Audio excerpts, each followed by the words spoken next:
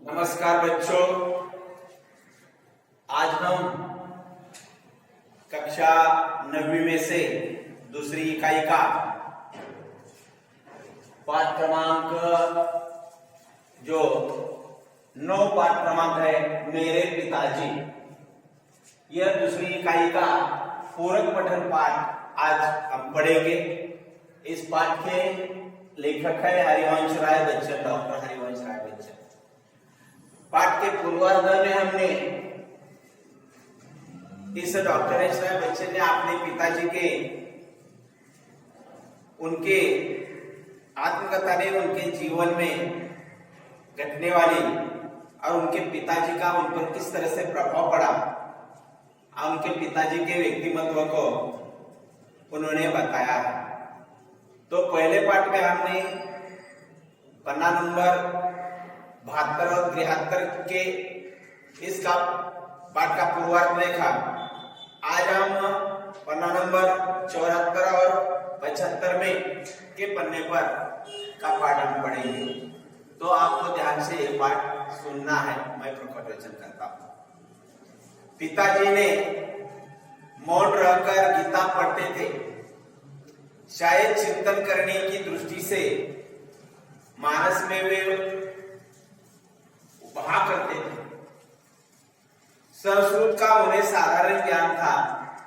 मानस में आए संस्कृत अंशों को वे शुद्धता और सुस्पष्टता से पढ़ते थे, पर संस्कृत से वो उच्चारण सुख अनुभव न करते थे जो अवधि से। कविता संस्मरण पढ़ने का मुझे भी शौक है।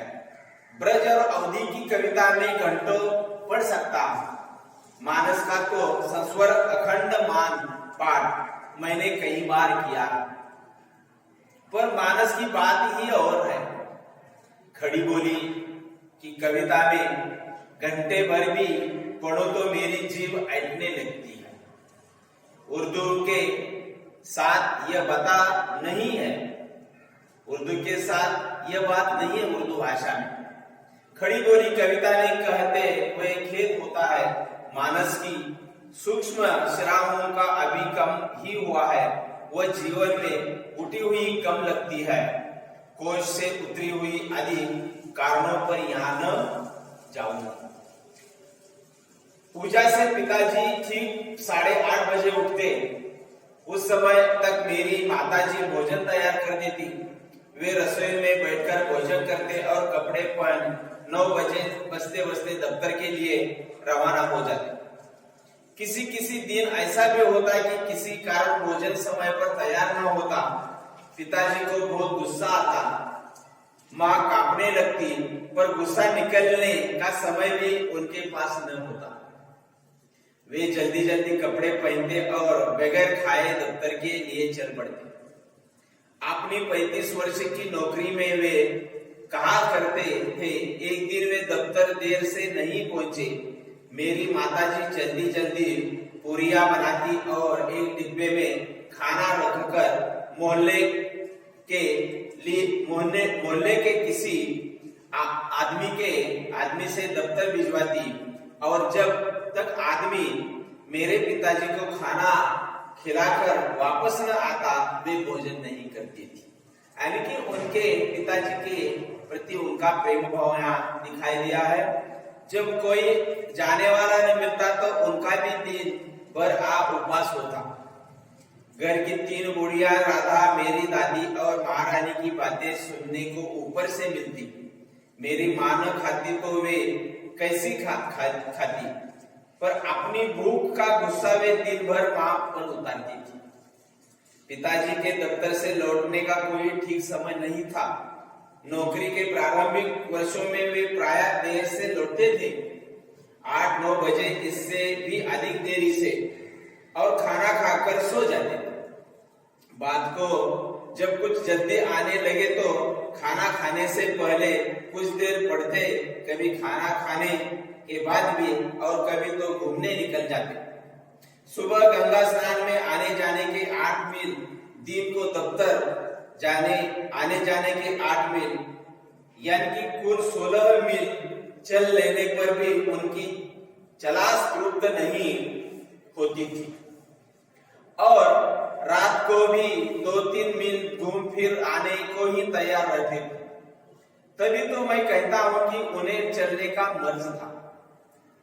सबसे अचरज की बात यह है कि रात को चाहे जितनी ही देर से सोए, उठते हुए सुबह 3 ही बजे। उनका कहना था कि नींद लंबी नहीं गहराई मांगती है, यानी कि कम घंटों की भी गहरी नींद ज्यादा घंटों की जल्दी नींद का काम कर देती है। उनके इस फार्मूले के प्रति विश्वास से मुझसे अपनी नींद पर कितना अत्याचार कराया है, इसे सोचकर कभी कभी मैं कहता हूँ कि जब मैं मरूं तो मुझे 7-8 दिन तक यूं ही पड़े रहने देना। इस असंभव की कल्पना पर सुखद और क्योंकि मुझे अपने जीवन की बहुत सी रातों की नींद पूरी करनी है। समय की पाबंदी की तो उत्कंठता उन्होंने अपनाई थी। उनके निभाने के लिए घर के लोगों का सहयोग आवश्यक था। उन्हें सेंस ऑफ टाइम, वक्त का अंदाज देने के लिए पिताजी ने अपनी नौकरी के पहले वर्ष में एक आराम घड़ी खरीदी थी और लाकर दालन की तिकोनिया पर रखी थी। ये घड़ी नई नहीं थी, विक्टोरियन युग की थी और पॉइनियर के दफ्तर में बहुत दिनों से कम दे रही थी कि पॉइनियर के दफ्तर में बहुत दिनों से काम दे रही थी। वहां एक कंडम माल की तरह निकला दी गई तो पिताजी ने शायद 2 रुपए में ले ली। यह घड़ी बेहा साबित हुई। थोड़ी बहुत सफाई के बाद वह चलने लगी तो चलती ही चली गई। 7वें दिन उसमें चाबी देनी पड़ती। वह अलार्म भी बजाती। उसके कभी घड़ी साज के यहाँ जाने की मुझे याद नहीं। तिकोनिया और खाली इसकी कोई तस्वीर मेरे दिमाग में नहीं थी। मेरे पिताजी के जीवन पर्यंत वह चलती रही। उनकी मृत्यु को लगभग 30 वर्ष होने आए, अब भी वह चल रही है। मेरे पास नहीं है। मेरी बड़ी बहन के लड़के रामचंद्र, फुटबॉल के अखिल भारतीय प्रसिद्धि के खिलाड़ी, उसके अपने नाना की एक निशानी के रूप में ही ले गई। मैं जब कभी राम के घर जाता हूँ, हिर फिर कर मेरी आंख उस घड़ी पर जा टिकती है। हमारे घर के में जितने जन्म मरण, शादी, ब्याह, भोजन समारोह उसने देखे हैं, कितने हर्ष, विषाद, अश्रु, हास, वाद विवाद, कितने क्रोध, कलह, रोंदन, गायन, श्रम, संघर्ष की वह साक्षी रही है। मेरी माँ अक्सर कहती थी कि नाम तो एक आराम घड़ी है, पर न यद खुद आराम करती है न केहू का आराम करे देती है।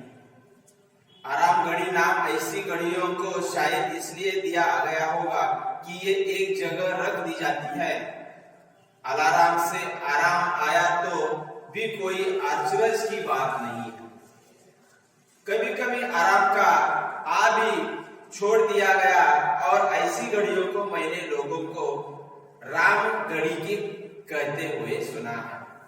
तो बच्चों, क्या भूलूं क्या याद करूं से इस एक उतारा से, एक पाठ से यह घटक लिया है, उतारा लिया है। तो बच्चों, आपको इसका जो पद्य यानी कि इस घटक ने डॉक्टर हरीशलाल बच्चन जी ने पूर्व पठन में अपने पिताजी के स्वभाव गुणों का यह वर्णन किया है और बाद में अंतिम में घड़ी का भी वर्णन किया है। उस घड़ी में क्या क्या देखा, क्या नहीं देखा, इसका भी उन्होंने यहाँ जिक्र किया है, उल्लेख किया है। तो बच्चों, आपको इस पाठ का स्वाध्याय करना है और मुझे भेजना है। अगले पाठ में हम फिर से मिलेंगे। धन्यवाद।